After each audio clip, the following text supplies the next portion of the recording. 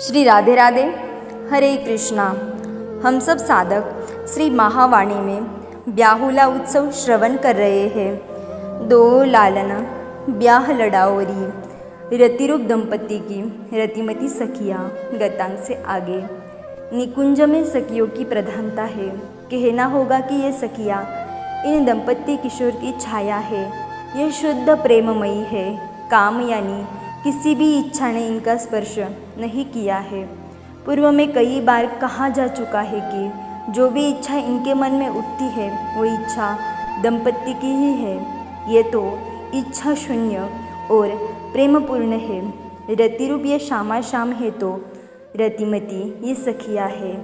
इसे ऐसे समझिए कि दिन और रात की सन्निधि में जो संध्या है ये मिलाती है दोनों को। तो श्यामा श्याम भी दिन और रात की तरह ये सखिया मध्य में संध्या है। दोनों संधि कराने यानी मिलन कराने में महती भूमिका निभाती है। इसीलिए निकुंज उपासना वाले रसिक साधक सखियों को नज़रअंदाज नहीं कर सकते। यही मुख्य है। यही दोनों को रति विलास में उतारती है। अहो आश्चर्य! नित्य मुक्त परब्रह्म इन सखियों के हाथों नाचता है।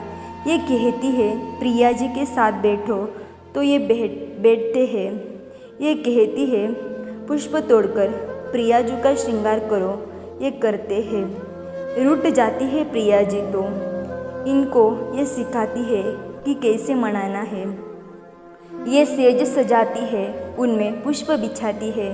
दोनों को मिलाने का प्रबंध यही तो करती है। इसलिए इन सखियों को प्रणाम कीजिए और युगलवर का रंग महल में दर्शन कीजिए। अनंत सखियाँ उस रंग महल में प्रेम रस से मत्त होकर नृत्य कर रही है। इस नृत्य को आरंभ किया था हरिप्रिया सखी ने।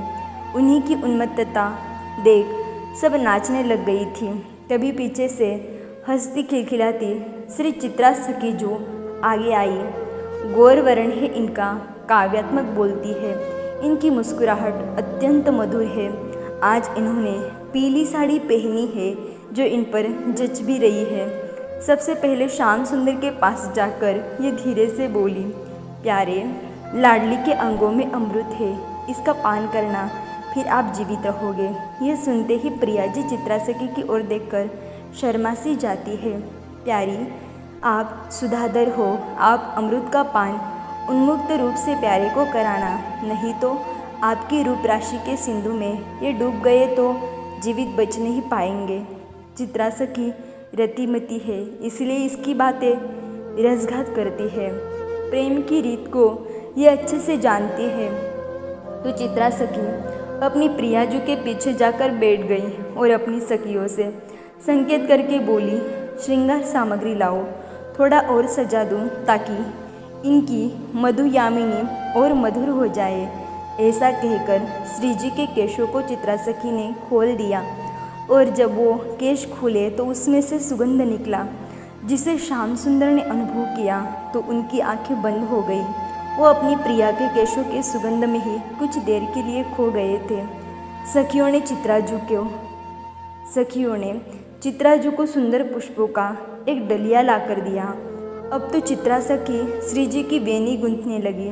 उस समय श्याम सुंदर ललचा रहे थे कि यह सेवा मुझे मिलनी चाहिए, पर चित्रा चतुर है, मुझसे मेरी सेवा छीन ली। चित्रा सखी वेनी में सुंदर सुंदर फूलों को गूंथकर सजा रही है। श्यामाजू के नयन इस समय प्रेम से भरे लग रहे हैं। उसमें काजल लगाकर उन्हें और कटीले बना रही है। कृष कटी वाली श्री राधिका जो आज अत्यंत सुंदर लग रही है, ये कोमल लतिका के समान प्रतीत हो रही है। इन्हें देखकर श्याम सुंदर मोहित हो गए हैं। वो बस त्राटक ही लगा बैठे हैं, नज़र लग जाएगी कहकर श्याम सुंदर को दूसरी ओर देखने को कहती है चित्रा सखी। उस समय सब सखियाँ हंस पड़ती हैं, किंतु ये क्या, देखते ही देखते सौंदर्य का सागर ही मानो उस रंग महल में उमड़ पड़ा था। कुछ सखियाँ वहाँ आ गई थी, वो बहुत सुंदर थी। इनके हाथों में आभूषण थे जो इन्हें प्रियाजू को लगाने थे। इनके नाम हरिप्रिया सखी सबको बताती है। जया, जयंती, विजया, वीणा, बालमती ये प्रिया जी को आभूषण पहनाती है। हाथों में कंगन है, हृदय में सुंदर सा हार है, कानों में कर्ण फूल है। नहीं, अब सखियाँ पुष्प भी लेकर आई है। यह बड़ा सुखद लग रहा है अन्य सखियों को। रायबेली की माला एक सखी लाई और प्रियाजू को धारण कराया। कमल के पुष्प चरणों में चढ़ा दिए, मस्तक में रोरी का तिलक लगा दिया, मांग मोतियों से भर दी। तभी एक सखी जिसका नाम है दर्पाजू, ये दर्पण दिखा रही है प्रियाजू को, और एक सखी है जिसका नाम है कंदरपाजू, जो माथे का तिलक ठीक कर रही है। फिर ये सब दूर चली जाती है। क्योंकि रूप दर्शन अच्छे से करने हैं तो वो अत्यंत निकट से संभव नहीं है, उचित दूरी से ही रूप माधुरी का दर्शन होता है। वहाँ से ये सब सखियाँ दर्शन करती है। सखियों को दर्शन करते हुए जब देखा तो लालजू भी ललचा गए। वो भी उठकर कुछ दूर जाकर अपनी प्यारी को देखते हैं। हरिप्रिया हंसते हुए कहती है, ये आपकी ही है, अब देखते रहना जितना देखना हो। अभी तो जाओ और दाहिनी ओर चुपचाप बैठ जाओ। लालजू झेप जाते हैं और जाकर दाहिनी ओर श्री जी के बैठ जाते हैं। सखियाँ निहार रही है अपनी स्वामिनी जी को और पानी वार कर पी रही है ताकि इन्हें कोई नज़र न लगे। अब तो रस बढ़ने लगा रंग महल में। सखियाँ उन्मत्त तो हो गई। इन युगल को देख कर सब गीत गाने लगी, बजाने लगी, नृत्य की उन्मत्त प्रस्तुति देने लगी। जब अष्ट सखियों ने देखा कि रंग महल रस में डूबने लगा है तो उन सब ने अब हरिप्रिया से कहा कि दंपति को निकुंज में ले चलो।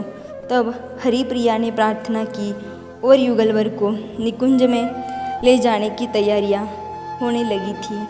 आगे की चर्चा हम कल श्रवण करेंगे। तब तक के लिए राधे राधे, हरे कृष्णा।